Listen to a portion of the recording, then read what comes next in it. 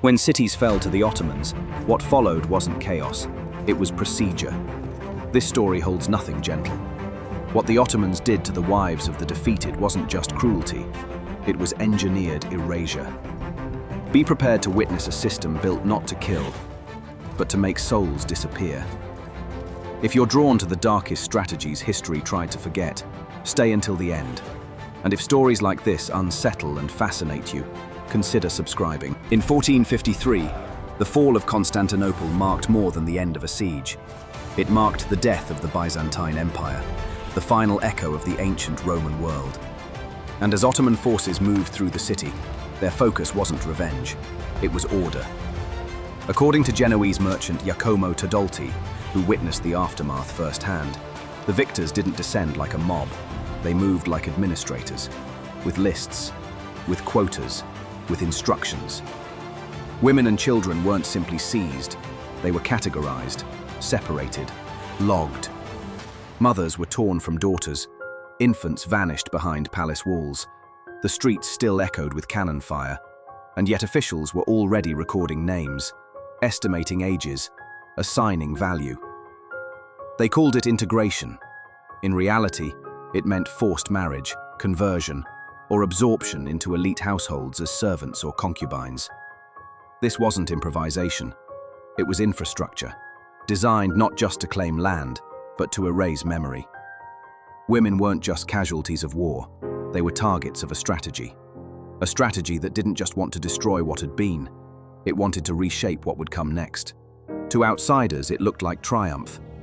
To those processed through this system, it felt like disappearance. What followed wasn't less brutal than death. It was longer, more subtle, and carefully designed to make forgetting seem like survival. To control a person, you don't need chains. You just need to take away who they were. Once women were processed through the Ottoman system, the next step began: identity erasure. They were given new clothes, new names, and new languages. Everything familiar, gone. No symbols from their homeland. No traces of religion, memory, or family. Some were even forbidden to speak their native tongue, punished when they did. At first, many resisted.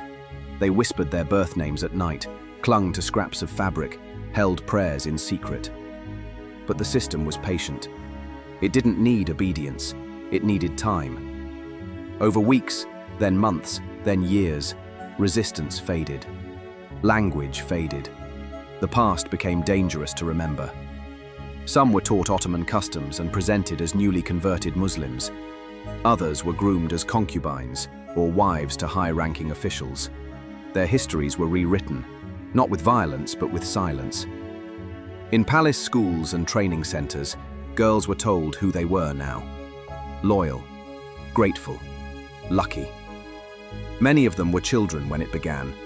By the time they were old enough to understand what had been taken from them, there was nothing left to return to. What makes this even more chilling is that it worked. Documents reveal thousands of women integrated into Ottoman society with no trace of their former identities. And that was the point. This wasn't punishment, it was reprogramming. The most effective control doesn't come through force, it comes through hope. After the fall of a city, some women were told their children had died. No explanation, no farewell, just a final, brutal fact, delivered without emotion. For many, the grief was paralyzing, but worse still, it was a lie. In truth, many of those children had been taken elsewhere, separated and raised within the empire's inner circles. Boys were trained as soldiers or officials.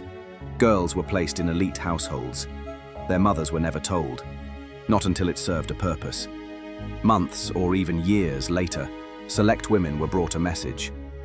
Your child is alive, and you might see them again, if you prove yourself loyal.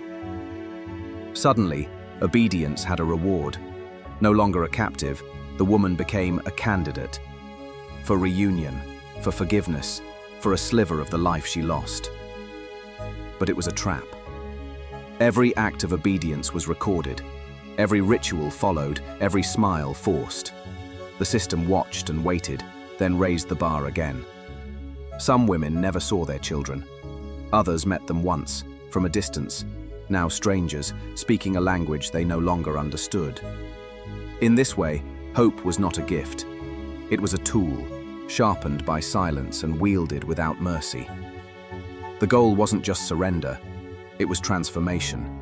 And the price was everything. Marriage, in the Ottoman conquest system, wasn't a union.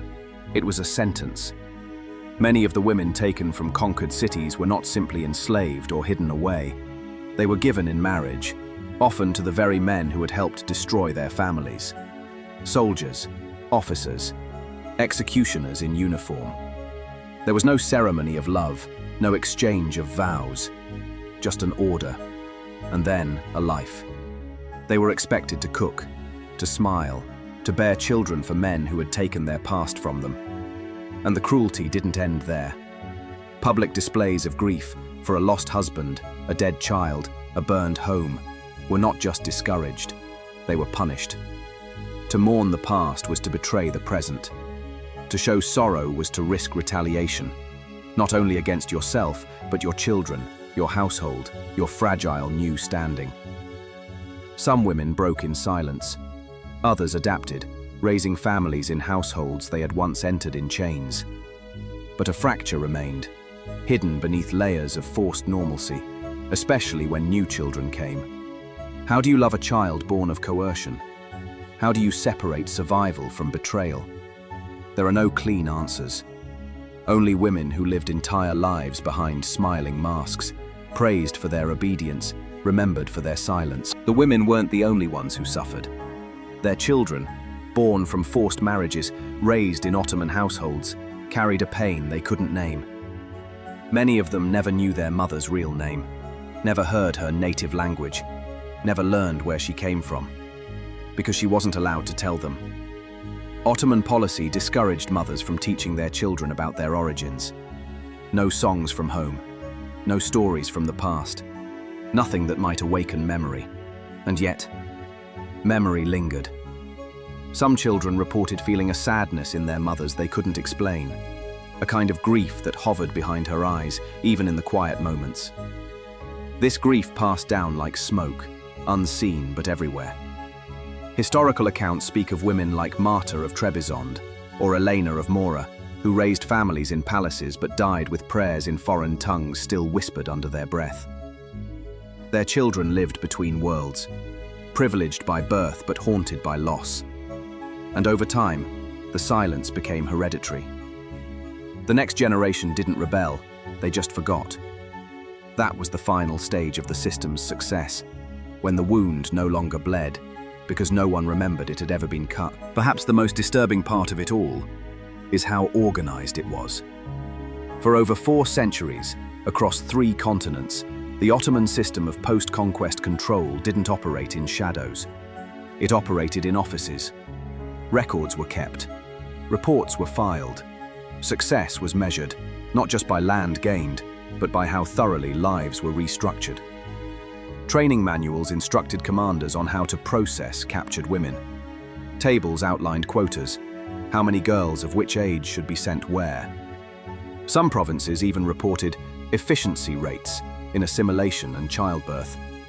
This wasn't a fringe policy, it was state architecture, and it evolved. In 2022, researchers uncovered chambers beneath former Ottoman strongholds, rooms filled with jewelry, torn fabrics and children's name tags. Items taken from the newly captured, stored not as trophies, but as a way to cleanse identity. Even in its final decades, well into the 1800s, the system still functioned. Quietly, bureaucratically, efficiently. There was no need for whips when memory itself could be erased. No need for prisons when the mind could be reshaped. This wasn't just war, it was policy, perfected. And for those who lived through it, the goal was not just to survive, but to survive without being seen.